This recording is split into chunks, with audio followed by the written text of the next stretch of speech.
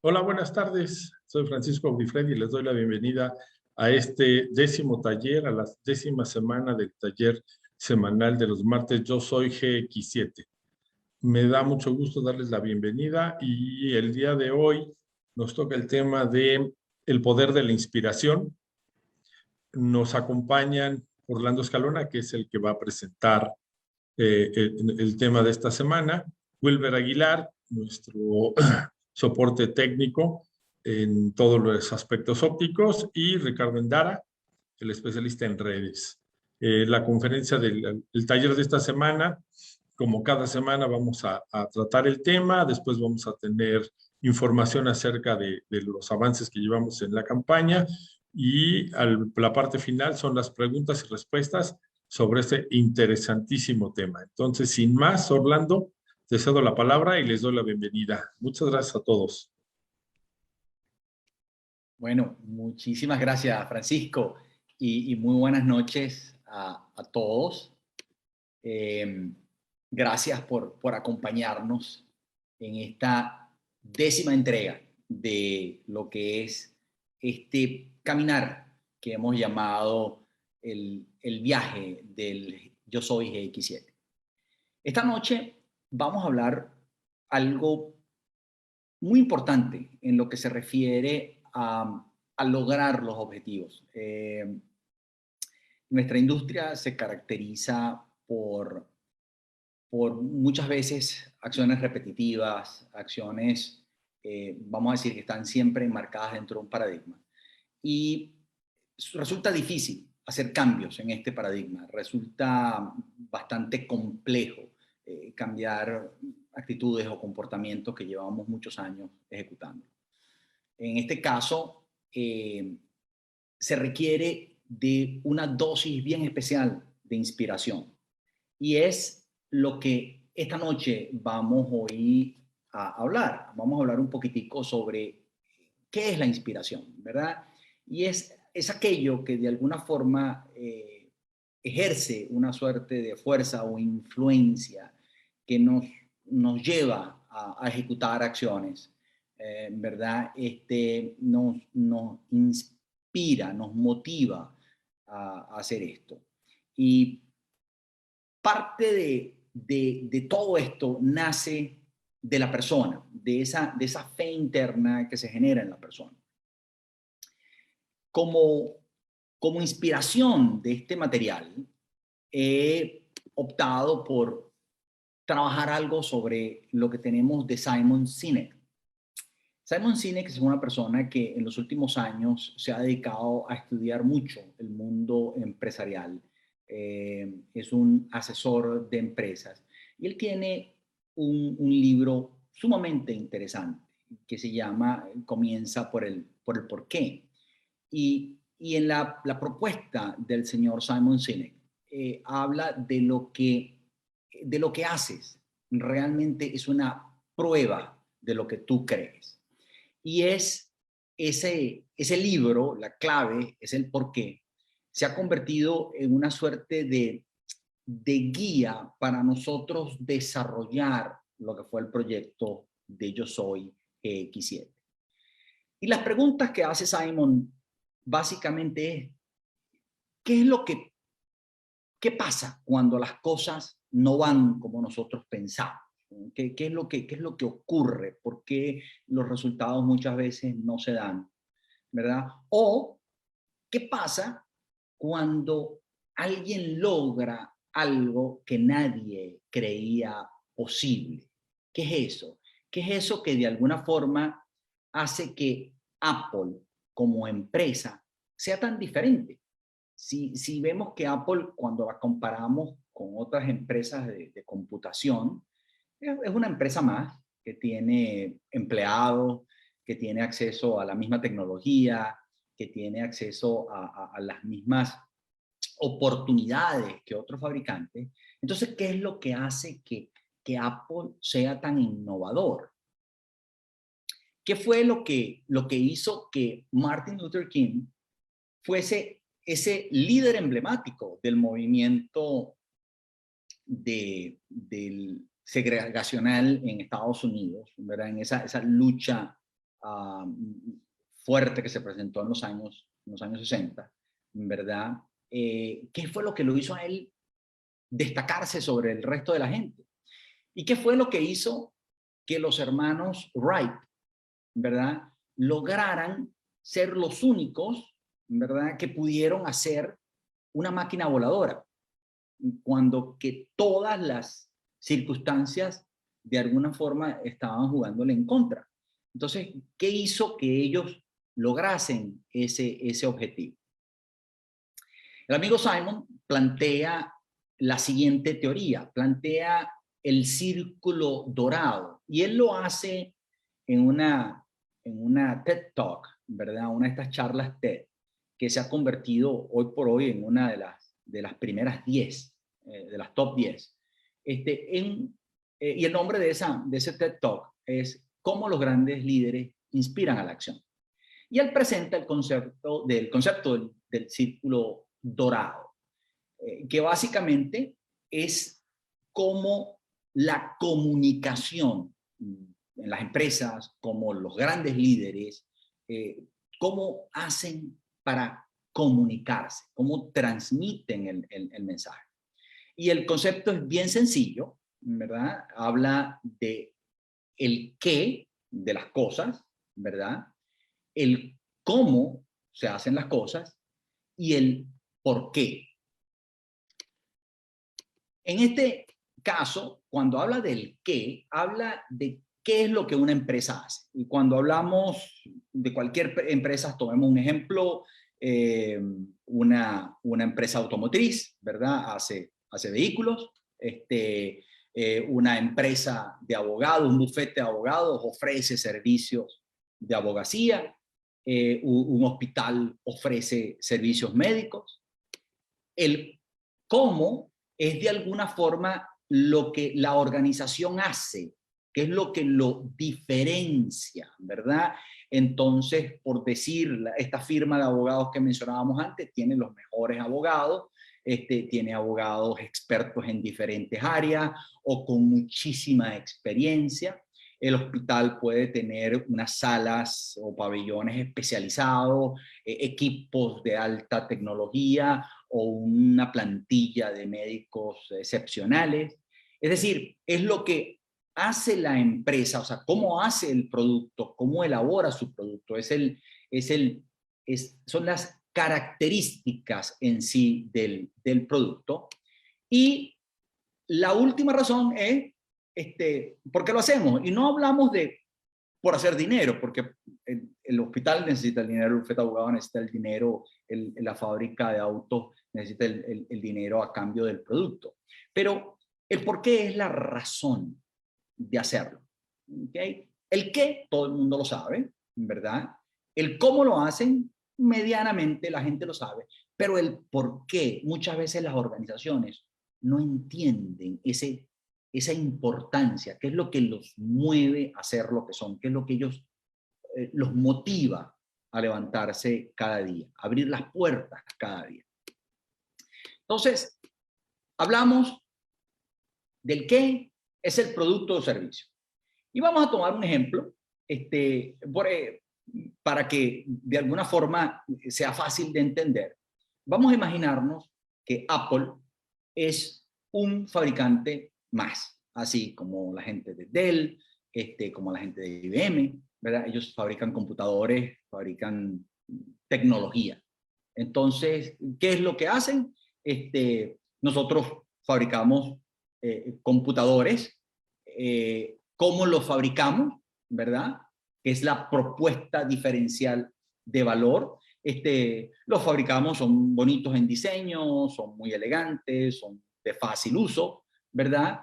Y lo que vendría siendo el por qué es cómprame un computador, ¿ok? Cómpramelo porque son bonitos, porque los hacemos, porque tiene esta característica, porque tiene tal memoria, porque tiene tal capacidad de disco duro, porque la pantalla es grande, la pantalla es pequeña, porque el computador es liviano. O sea, estamos hablando de las características del producto. En ningún momento estamos hablando de cuál es la filosofía de la organización.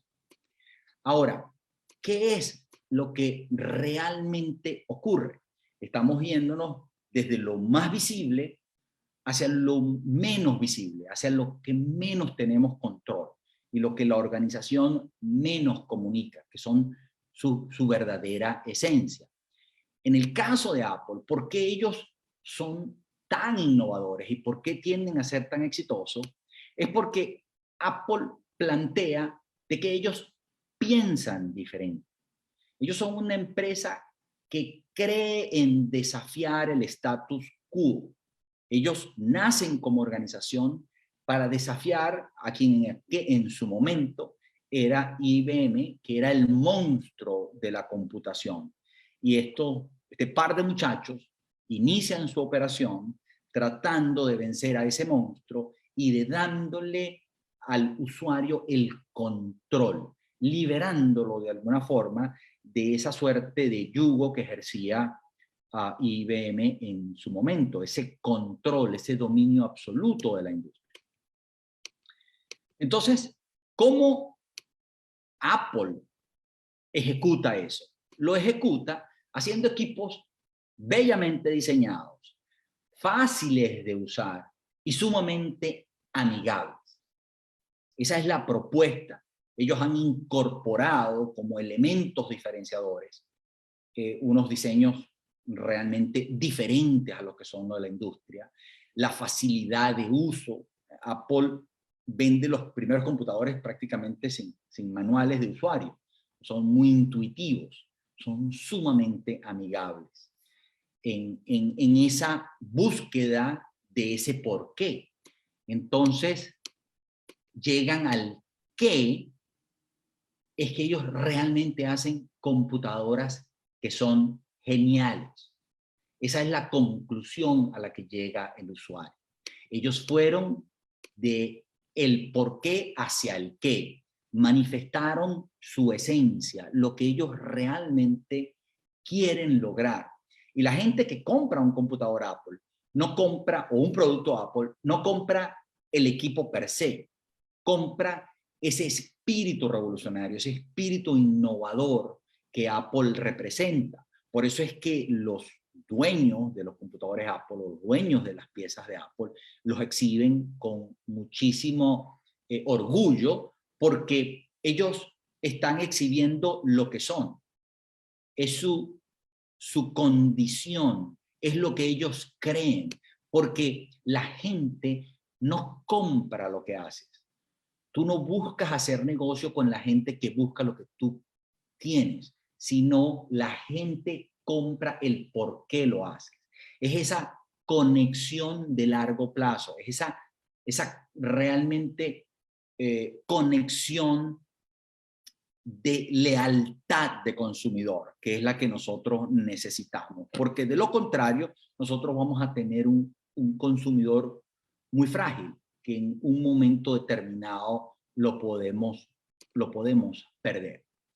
Y este razonamiento de esta lógica que utiliza Apple para plantear su estrategia de producto viene no de un concepto de psicología, como pudiéramos quizás creerlo.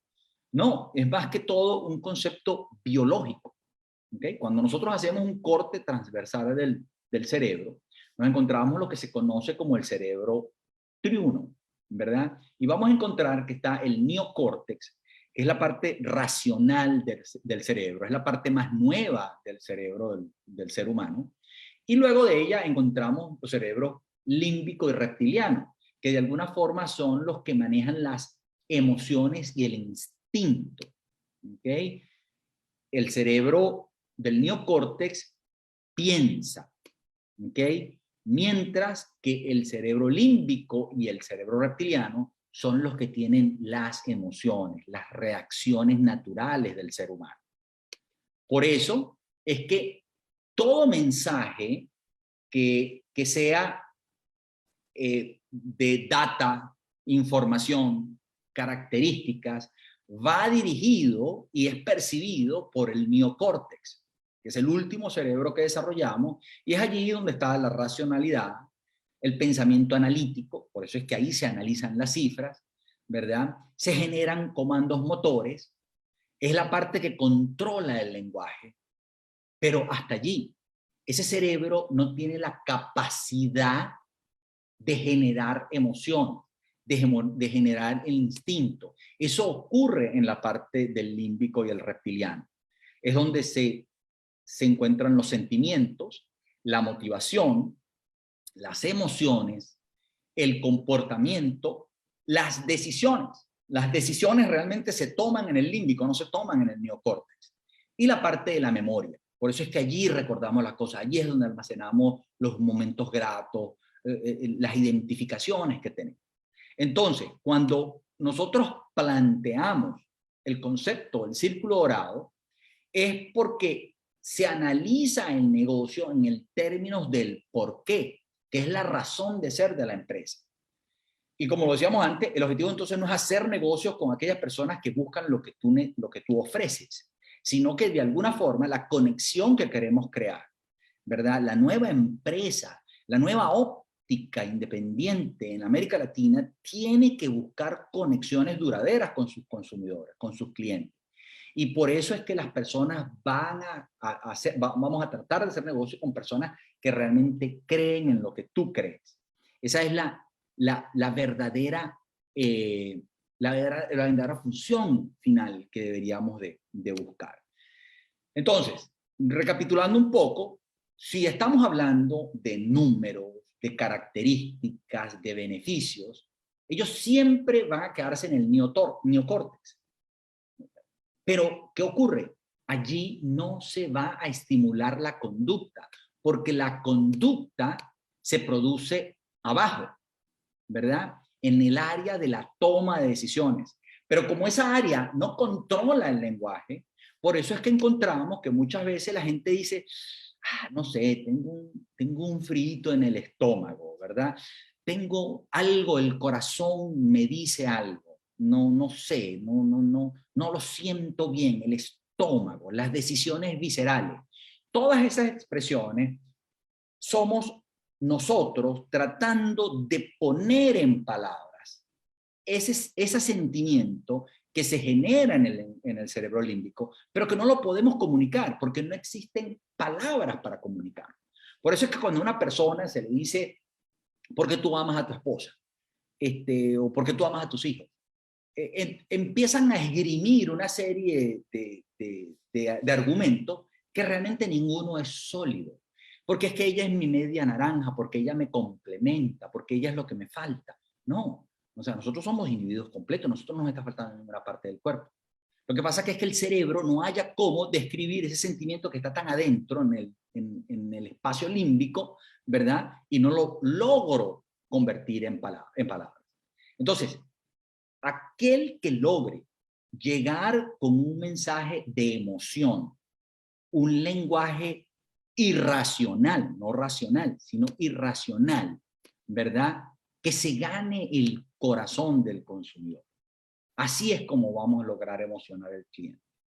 Y eso no se logra con data, con números, con valores.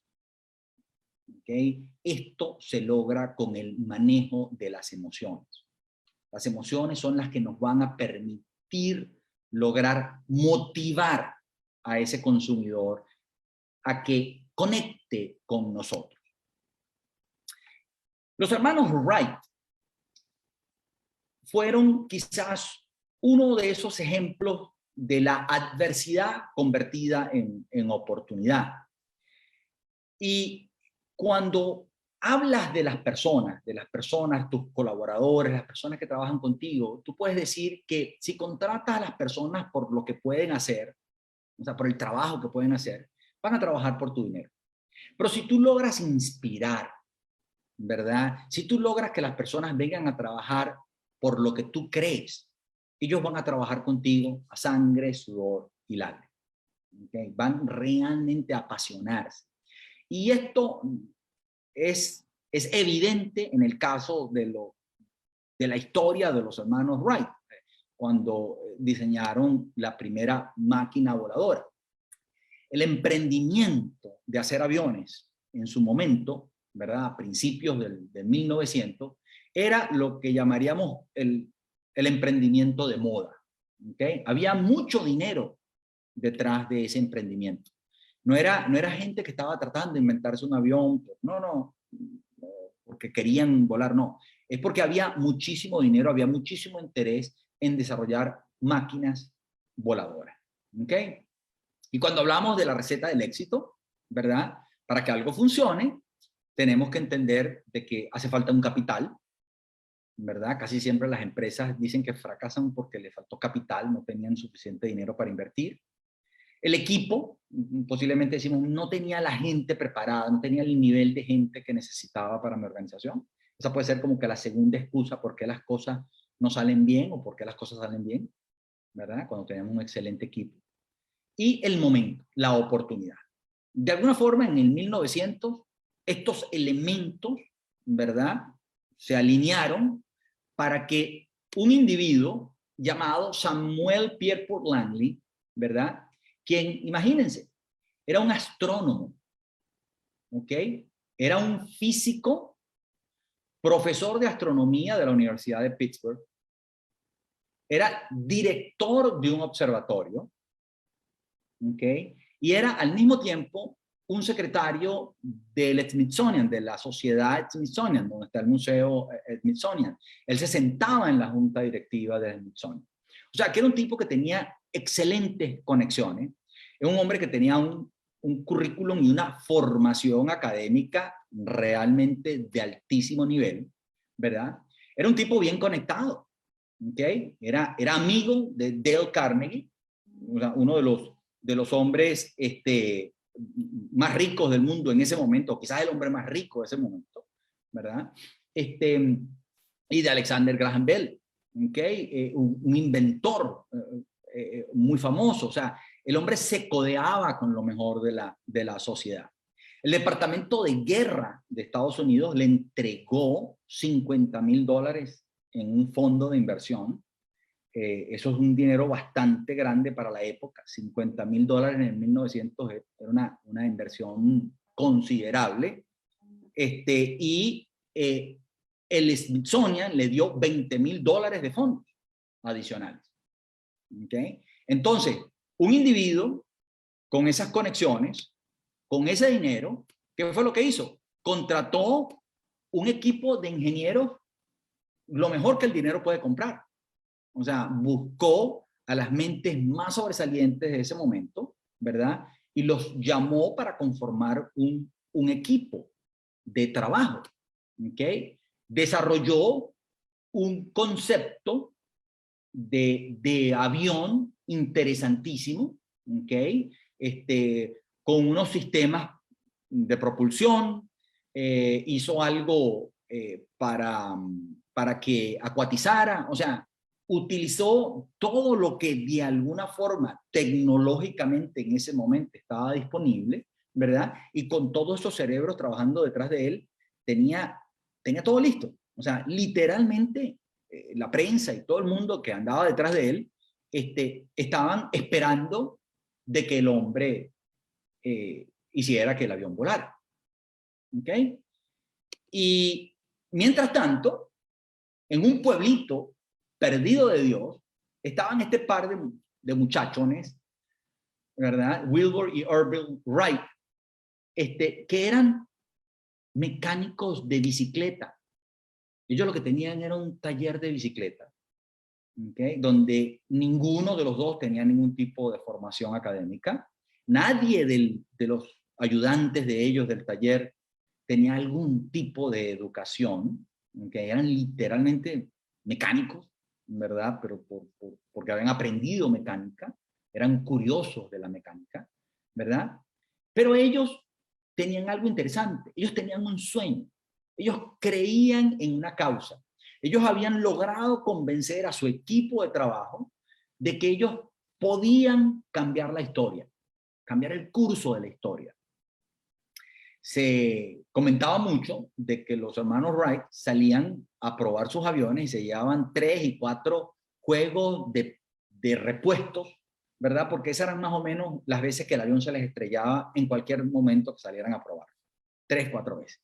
¿Ok? Y regresaban con las piezas y volvían a salir. Y empezaron en ese proceso, ¿verdad? De tratar de buscar ese día que la máquina que diseñaron ellos pudiera volar. Mientras tanto, el amigo Pierpont Langley, ¿verdad?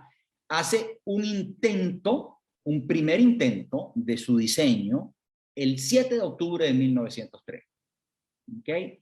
Y según recuenta uno de los articulistas, uno de los reporteros que estaba cubriendo el evento, dice que el avión simple y llanamente no salió de la catapulta. Aparentemente ocurrió un accidente, chocó con algo que estaba en el medio y el avión no pudo volar. O sea, que no pudo ni siquiera hacer ese primer vuelo de prueba. Esa primera prueba fue todo un fracaso. Corrigen el defecto, ¿verdad? Y prácticamente un par de meses después, ¿verdad? En diciembre 8, hacen el segundo intento. En el segundo intento ya no ocurre el accidente que ocurrió en el primero, pero, vuelve a decir un reportero, voló cual saco de cemento. Eso fue la descripción de del fugaz vuelo que pudo haber tenido el diseño del señor Pierpont Langley. ¿Okay? Fue un fracaso rotundo, los dos intentos de que su proyecto, su máquina, lograse volar. El 17 de diciembre de ese mismo año, ¿okay? Escasamente 9 días después, los hermanos Wright en Kitty Hawk, North Carolina, logran que su avión, el Wright Flyer, hiciese el primer vuelo. El amigo Pierpont Langley no agarró y dijo, wow, mira lo que hicieron estos muchachos, déjame ver y trabajar sobre lo que estos muchachos hicieron y perfeccionarlo. No, el amigo Pierpont Langley renunció, ¿ok? Se desapareció del proyecto y murió 3 años después, en 1906. Él se dio por vencido. En ningún momento buscó lograr superar o utilizar el efecto del que habían logrado los hermanos Wright. Porque el amigo Pierpont Langley estaba por la fama y el dinero. La razón por la cual él nunca inspiró a ese equipo, él nunca generó ese efecto que lograron los hermanos Wright, es porque él no tenía esa convicción, el porqué de él estaba errado. Entonces, la comunicación es sumamente importante y nosotros tenemos que entender que nuestro proceso de comunicación tiene que, de alguna forma, hacer que el mensaje llegue como está intencionado. Muchísimas veces lo que nosotros decimos no es recibido en la forma en que se debe de recibir. Por eso es que tenemos que desarrollar esa esencia, ese poder nuestro que viene de lo que nosotros somos. ¿Okay? Comunicando la esencia, comunicando lo que realmente nosotros queremos hacer, es lo que nos va a permitir lograr el objetivo.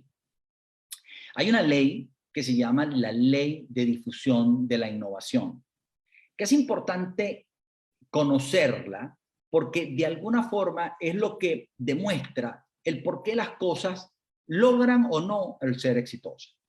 Por lo general, el 2.5% de la población, ¿verdad? Lo que aparece en la franja amarilla, equivale a los innovadores. Es la gente que está dispuesta a probar todo lo que salga nuevo, no importa su costo, ellos quieren ser los primeros. Seguidamente, hay un grupo de aproximadamente un 13.5% que son las personas que adoptan las tecnologías tempranas. ¿Okay? Ellos ven un poco lo que está ocurriendo con los innovadores, se emocionan con ese grupo. Una vez que ven que ese grupo adquiere los productos, ellos también los adquieren. ¿Okay? Y ese grupo, en general, le puede representar en un momento determinado un 16% al mercado. Esto explica por qué no importa lo que se haga, siempre vamos a lograr más o menos entre un 10, 12, 13% de la venta. Ese 10-13% de la gente que de alguna forma entiende el mensaje, están dispuestos a probar lo nuevo, están dispuestos a conectarse con lo nuevo. Pero existe un 34% que literalmente hace que conforme la mitad de la población. Ese 34% se llama la mayoría inmediata, o sea, la primera mayoría. Son gente que están dispuestos a hacer las cosas, pero son personas que utilizan un pensamiento un poquito más racional. Este primer grupo del 16% es muy límpico. ¿Okay? Entonces, ¿qué es lo que nosotros tenemos que hacer para que un proyecto realmente logre un alcance importante? Logremos más o menos llegar a ese 50% de las oportunidades. Tenemos que pasar de los adaptadores tempranos hacia la mayoría temprana. Y eso se logra, cuando se logra hacer eso, cruzamos lo que se llama el abismo. Y es ese punto donde hemos logrado emocionar de manera suficiente y por un periodo de tiempo más o menos constante a ese primer grupo que de alguna forma hace que ese segundo grupo logre adoptar el producto. Y ya cuando llegamos allí, se genera el efecto de la masa crítica y realmente el resto del mercado sigue su camino y se incorpora al resto de la cuestión. Hay un caso de fracaso cuando las comunicaciones, cuando la inspiración no es correcta. Y realmente se ha convertido en una suerte de caso de estudio a nivel de los negocios en Estados Unidos. Es el caso de TiVo.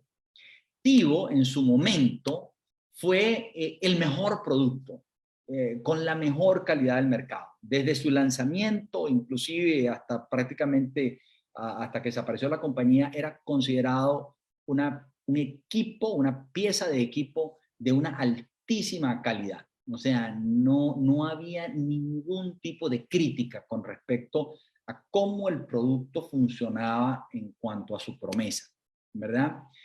Fue una empresa que tuvo una capitalización bastante importante. Había mucho dinero detrás de esto, porque era un emprendimiento que llamó muchísimo la atención, porque era algo que iba en el momento más importante de la televisión, ¿verdad? Y esto iba a permitir grabar la televisión en vivo, ¿okay? Saltarse los comerciales. Era como adelantarse al futuro de la televisión por cable, ¿okay? Era una cosa realmente sumamente novedosa y mucha gente quiso montarse pensando de que era un éxito seguro. Las conexiones del mercado eran excelentes. O sea, en ese momento eran los días gloriosos de la televisión. Y por eso TiVo tenía tanta expectativa de éxito, porque imagínense, si nosotros a ese universo de usuarios de la televisión logramos llegarle con este producto, iba a ser un éxito fenomenal. ¿Ok? De hecho, TiVo se convirtió en un verbo que implicaba grabar. O sea, si yo, como el inglés es tan práctico para eso, convirtieron a TiVo en un verbo. Entonces yo voy a tivoar, por decir así, voy a grabar con mi TiVo la televisión. Entonces, de verdad que el producto tenía todas esas características. Y era, como les dije, pausaba la televisión en vivo, o sea, estaba el equipo y me permitía pausar, retroceder la televisión mientras la estaba viendo, ¿verdad? Me permitía saltarme los comerciales y me permitía grabar mis hábitos.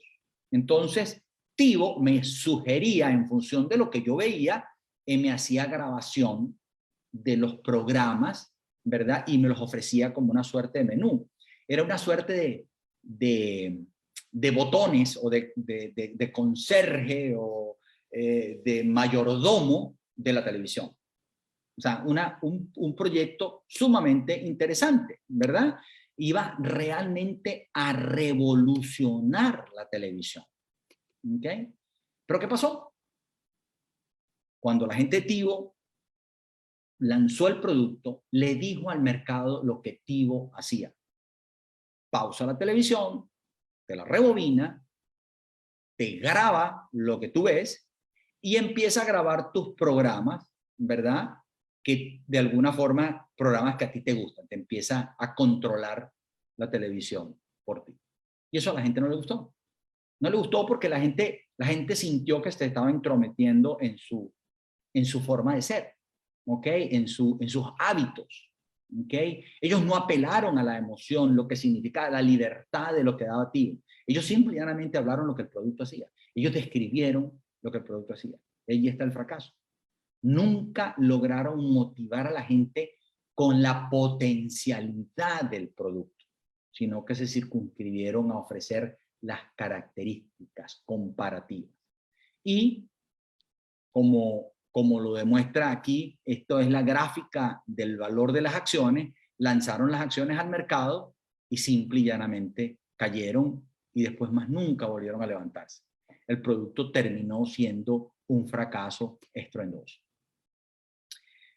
Un hecho contrario a este, donde la comunicación, donde la inspiración de la comunicación realmente funcionó, ocurrió en 1963, en agosto de 1963, cuando aproximadamente 250,000 personas se concentraron en Washington, en el estado de Washington, en un sitio que se llama el Mall, que es este parque emblemático de la ciudad de Washington, a escuchar el discurso del doctor Martin Luther King Jr., ¿okay? Un discurso que pasó a la historia, el discurso de Yo tengo un sueño. El doctor King era un pastor luterano, ¿okay? No era el único hombre de color que había sufrido la segregación en el Estados Unidos de esa época, ¿verdad? Definitivamente no era el único orador del momento. De hecho, era un orador un poquito sombrío por el tema de la parte, por sus conexiones religiosas en cuestión. Pero ¿qué pasó con el discurso del doctor King? El discurso del doctor King apeló a que él tenía un sueño y él estaba compartiendo un ideal.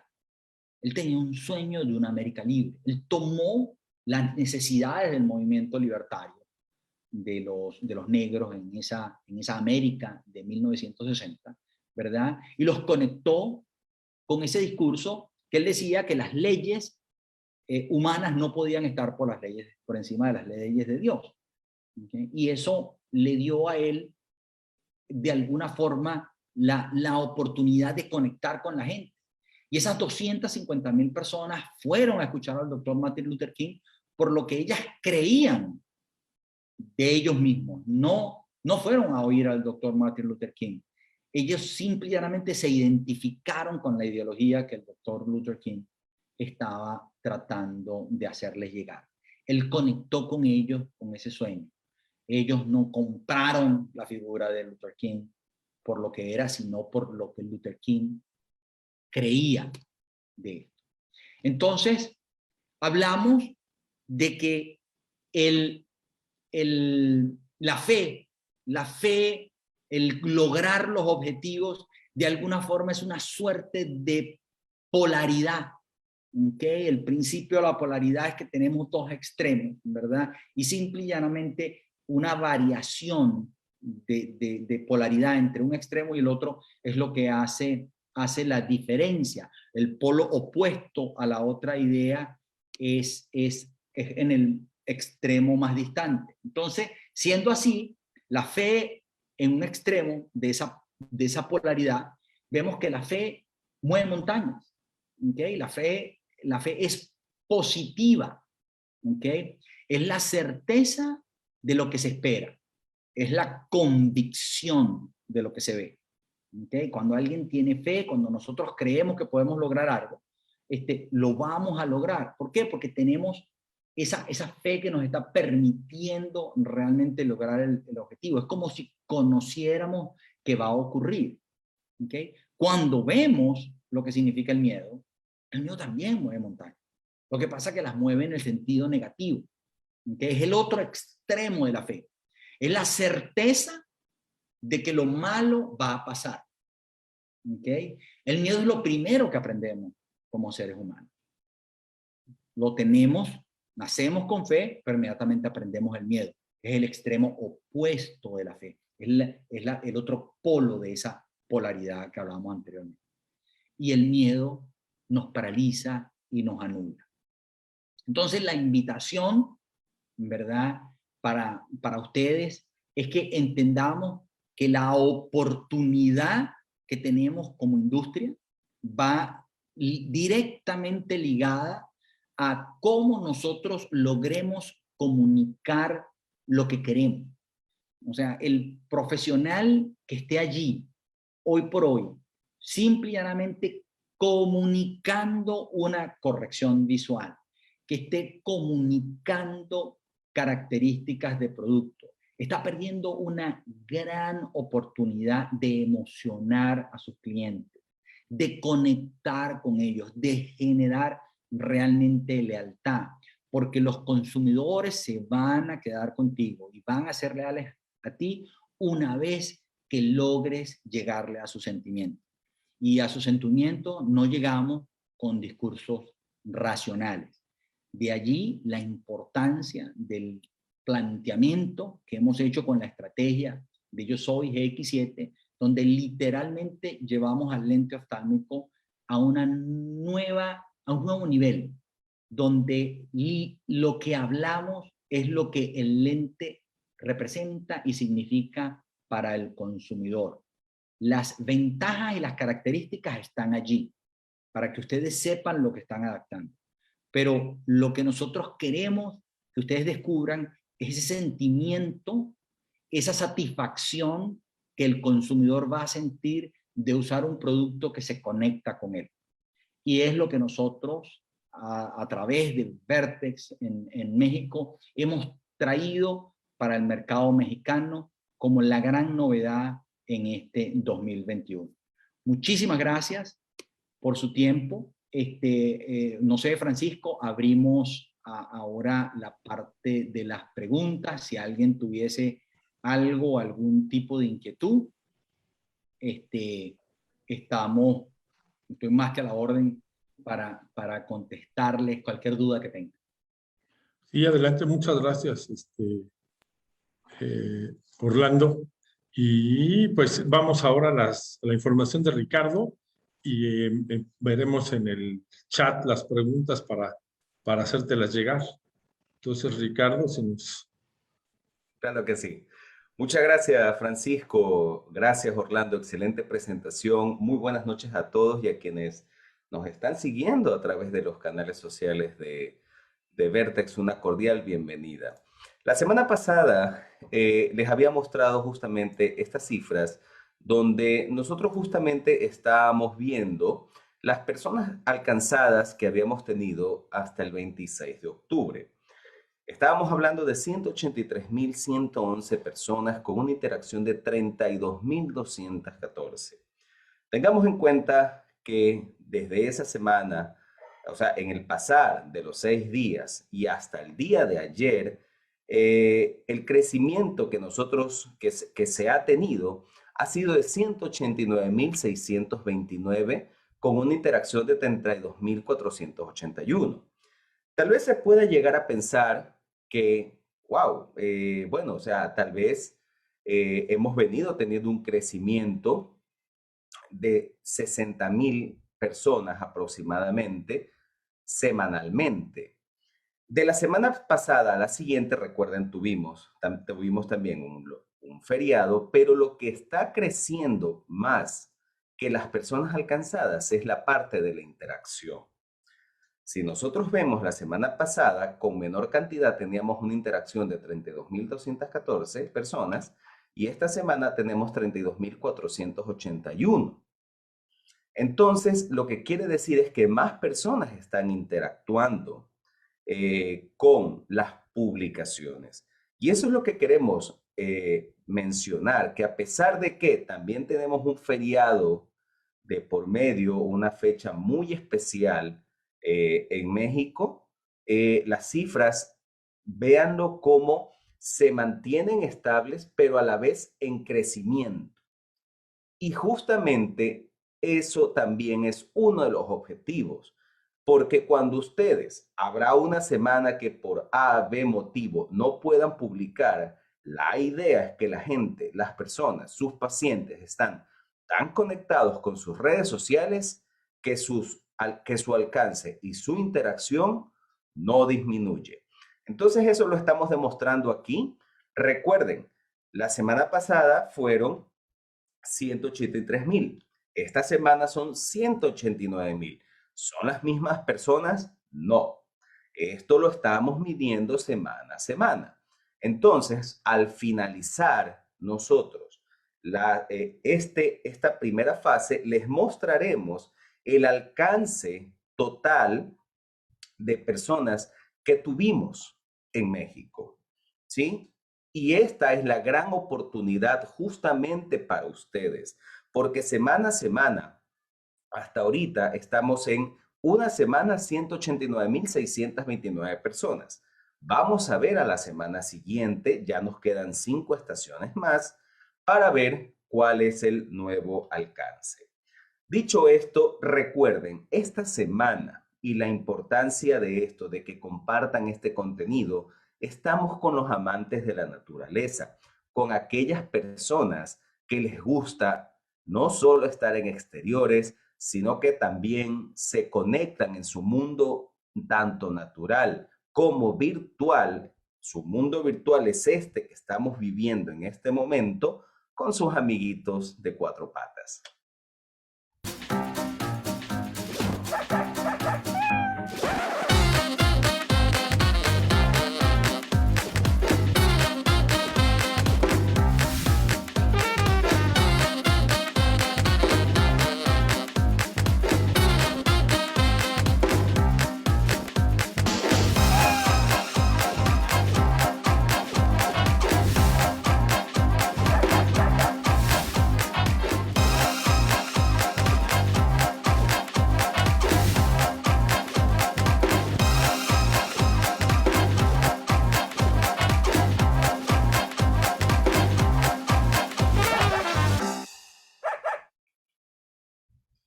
Y también queremos compartirle una historia de éxito de justamente una óptica.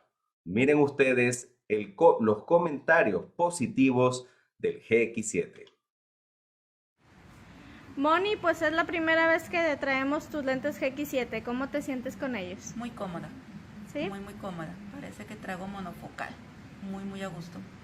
Anteriormente, ¿qué habías utilizado? Progresivos.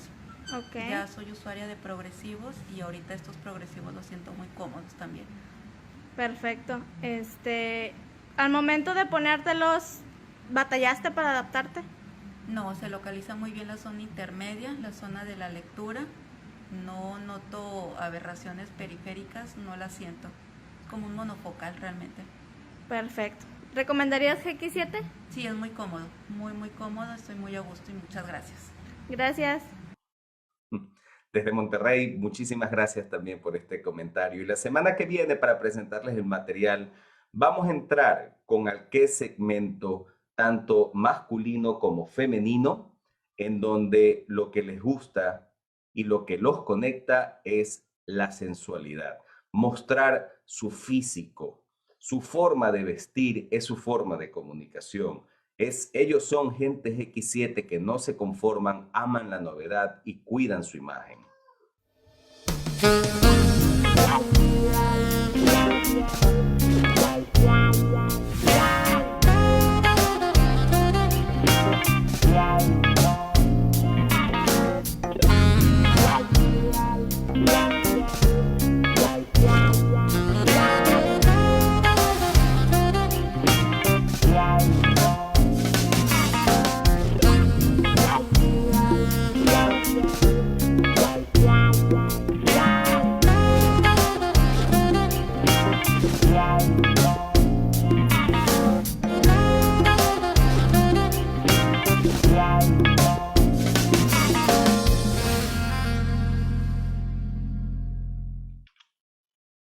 Recuerden que todo este material lo pueden descargar ingresando a la página de Vertex, a la página web, en la pestaña Yo Soy GX7. Y también los esperamos, y aquí, estimado Francisco, le doy paso para el siguiente taller la siguiente semana, el martes 9 de noviembre, junto a Orlando Escalona. Este es un taller muy importante y que les va a ayudar a ustedes. Está dividido en dos partes porque es planificación estratégica enfocada a la óptica. Estimado Francisco, le doy el paso. Muchas gracias, Ricardo. Bueno, y me parece increíble que ya estamos, que como dijiste ahorita, nos quedan 5 semanas, nos faltan 5 semanas, y parece ayer, el 25 de agosto, que hicimos el lanzamiento en México de la campaña y de todo este trabajo tan interesante que hemos estado haciendo. Entonces, no sé si hay alguna pregunta. En el chat no tengo nada. No sé si Voy a alguien... habilitar en este momento, perdón, Francisco, el chat para que puedan realizar cualquier tipo de consulta. También recuerden que pueden levantar la mano. El chat en este momento está habilitado para que puedan realizar consultas. Tengo una consulta a través de Facebook. Gloria Eugenia, si se pueden utilizar en Google las de nadar. ¿En goggles de natación? Sí. Sí. Perfecto. Esa es una consulta de un seguidor que tiene a través de Google. Justamente sí, se pueden utilizar, entonces sería la respuesta. Entonces, el chat se encuentra habilitado en el caso que deseen realizar algún tipo de consulta, o pueden realizarla después a los asesores, en caso de que deseen realizarla a posteriori. No veo ninguna consulta, estimado Francisco. Creo que quedó todo muy claro. Me parece que no. Y bueno, la próxima semana el tema de planeación estratégica dividido en 2 sesiones me parece que es sumamente importante e interesante, y vamos concretando y terminando. En cada estación vamos conociendo algo cada vez más interesante, ¿no? Entonces, si no hay preguntas, pues daremos por terminada este taller, el 10º taller. Como les decía, parece increíble. Los invitamos mañana al aula virtual en 2 horarios, en la mañana de 10 a 11 más o menos, y en la tarde a partir de las 15 horas en la tarde, ¿no? Mi estimado Orlando, muchísimas gracias. Todas las pláticas y todos los talleres están en nuestro canal de YouTube, por si lo quieren volver a revisar. Me parece un tema sumamente interesante, historias realmente inspiradoras. Dijiste que no hay que tener miedo, pero ahora es Día de los Muertos, entonces sí tenemos un poco de miedo, y por eso vamos a comer pan de muerto. Entonces, pues muchas gracias a todos y los esperamos la próxima semana. Gracias. Muchísimas gracias. Buenas noches a todos y feliz Día de los Difuntos. Saludos. Nos vemos. Hasta luego. Gracias.